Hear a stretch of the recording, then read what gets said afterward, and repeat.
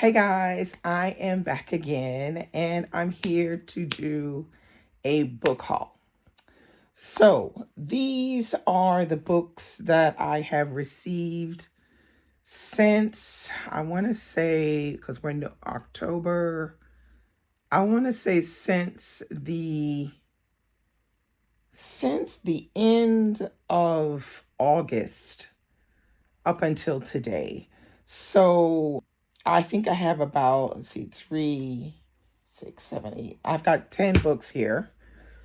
There's quite a lot. Yeah, these are some books that I really wanted to read. So we're going to try to make that work.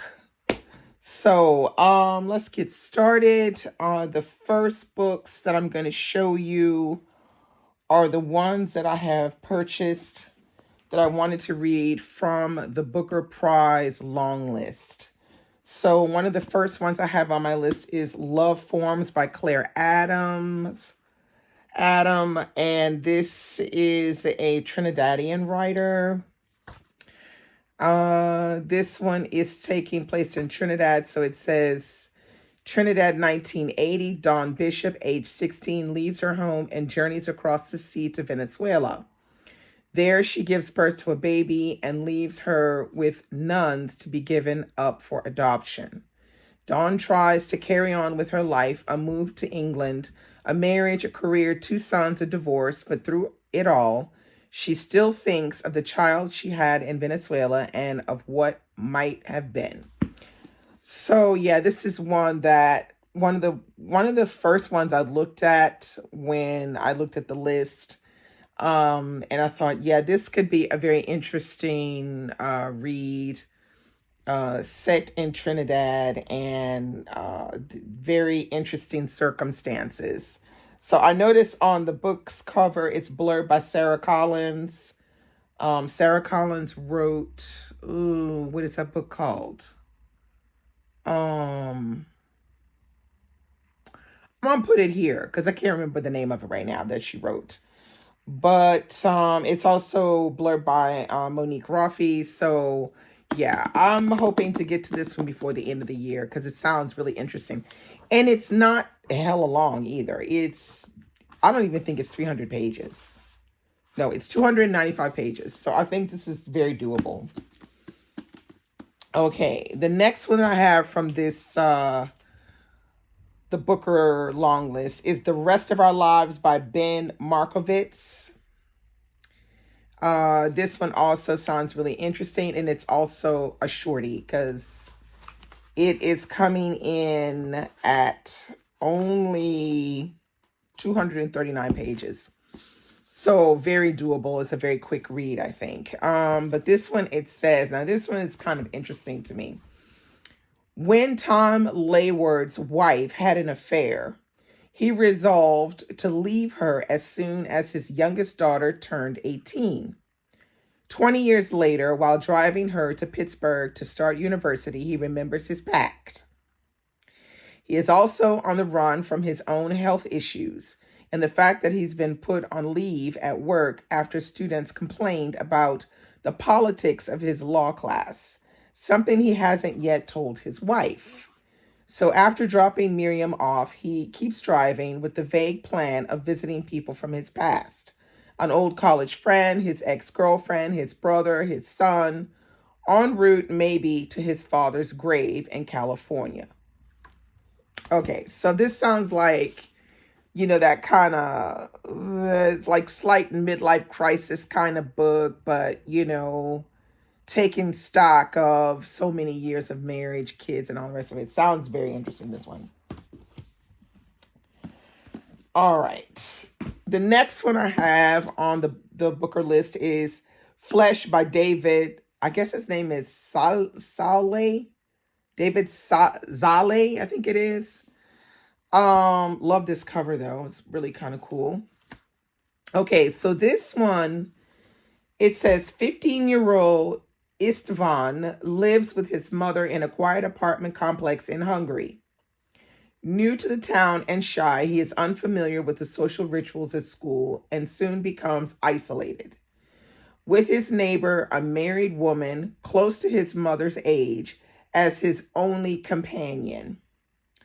Their encounters shift into a clandestine relationship that Istvan barely understands, and his life soon spirals out of control. Ooh, geez. This sounds very interesting. Now, I have been avoiding all of the reviews of what people say about these books so that when I do get to them, I can be fresh of mind and have no, other ideals about, the book. So the next one from the booker list that I got is Flashlight by Susan Choi, and this is a chunker. Now, I know I'm not getting to this one this year. I don't think so. Because this one I think is coming in at 445 pages, but this is some solid text we got going on here. Got some solid text going on here. Big book,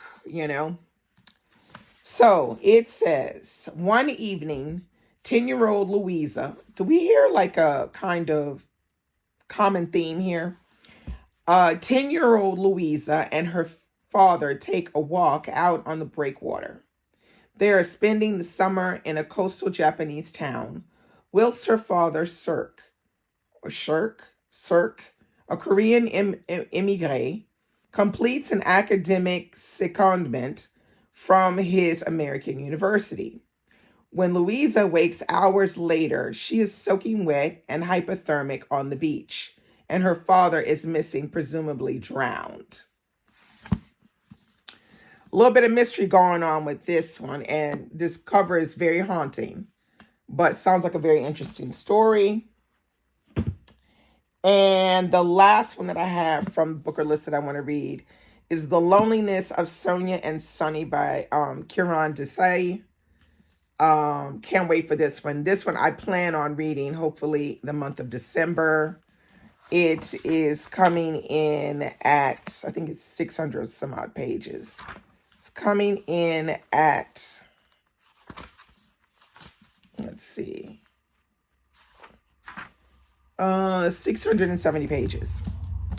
So hopefully I can get to this one in December because I'm really excited about it.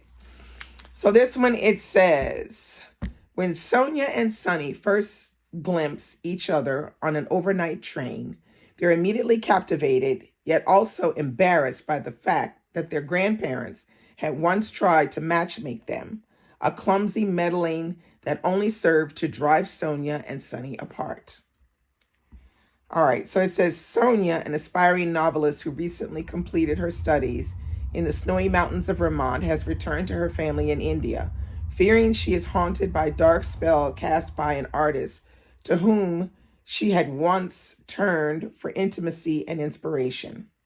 Sunny, a struggling journalist resettled in New York City, is attempting to flee his imperious mother and the violence of his warring clan.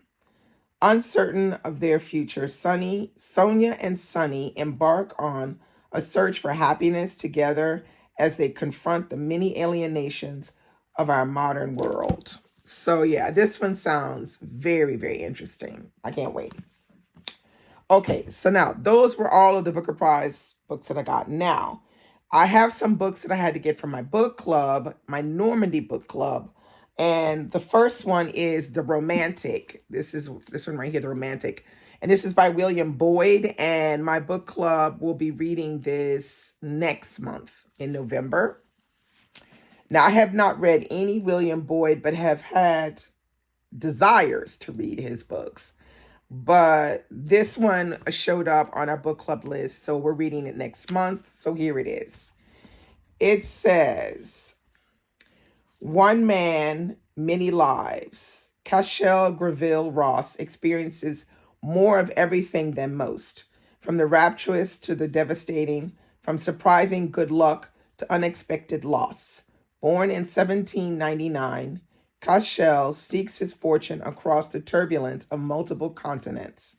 From County Cork to rural Massachusetts, from Waterloo to Zanzibar, embedded with the East Indian Army and Ceylon, sunning himself alongside the romantic poets in Pisa.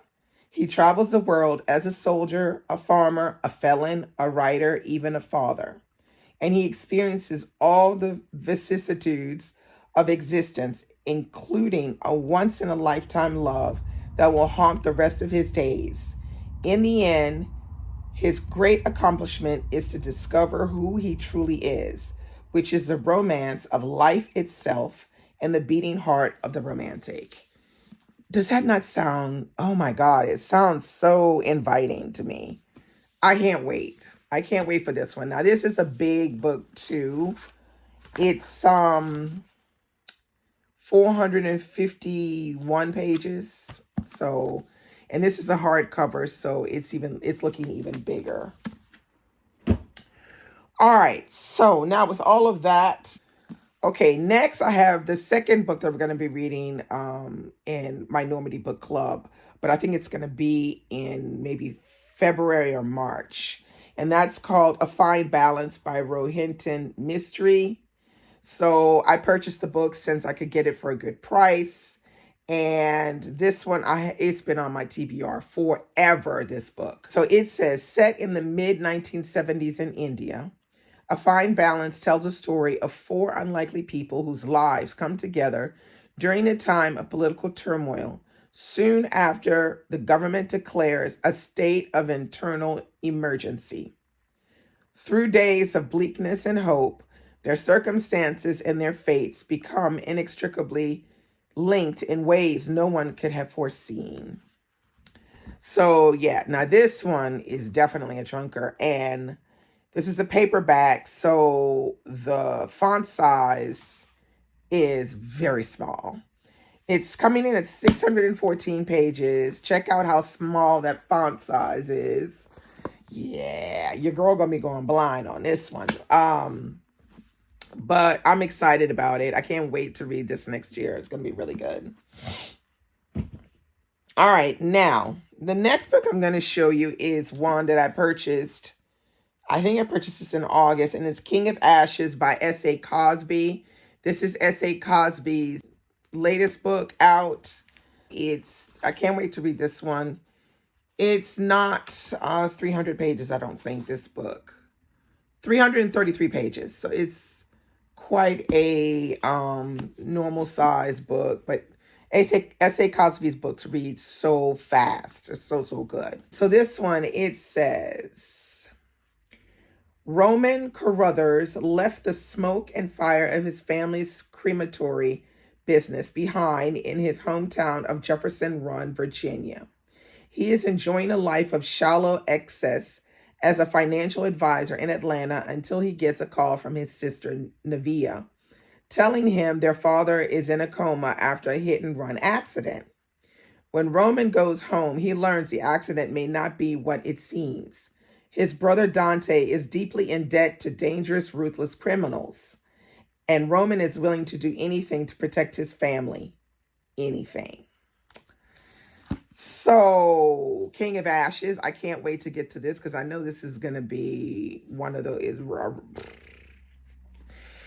I know this is going to be good. It's going to be real good. So, I'm excited about that.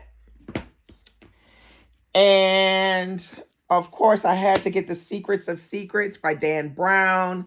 I know a lot of people don't like Dan Brown, but I ain't mad at Dan Brown because I can get a good escape on this one. This is a very heavy book. Apparently, it's very heavy because of the way the pages, the paper, and I think it's also the width, but also the quality of the paper. So the book is very, very heavy.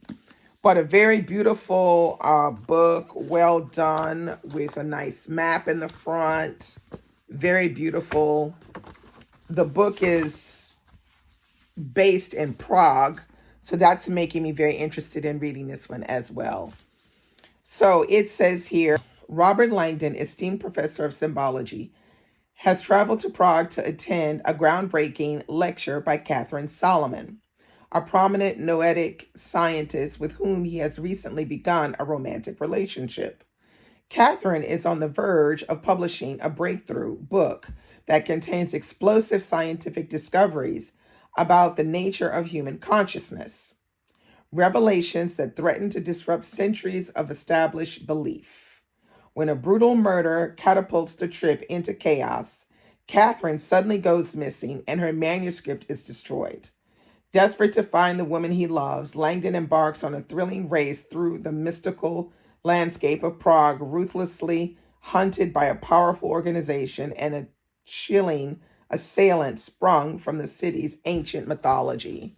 So, yeah, I can't wait to read this one. I would love to be able to read this one in December, but I don't know. We have to see how that goes. And last but not least, I got this one as a birthday present, and it's called Lemon. And as you can see, that's the back, and this is the front. Now, this is how do you explain it? It's like a mix of a cookbook and literature at the same time, and art. And look at those end pages. How beautiful is that? Now, this book has it's called The Gourmand's Lemon, a collection of stories and recipes. You see it right there. Now, the thing about this book is, like I said, it has beautiful pictures and the theme is lemons, but there's also lots of beautiful art, loads of stuff around lemons and food, and then you get things like this. So you have the introduction, little cathedrals, and then you have text that discuss lemons and the usage of lemons. And you have that all throughout the book. And then at the end, or I should say in the middle, you have like short stories that are around that have like a lemon feel to them. And you also have essays. And then towards the back, let's see if I can get to the back. Up. Look at this. Beautiful. Towards the back, you have recipes.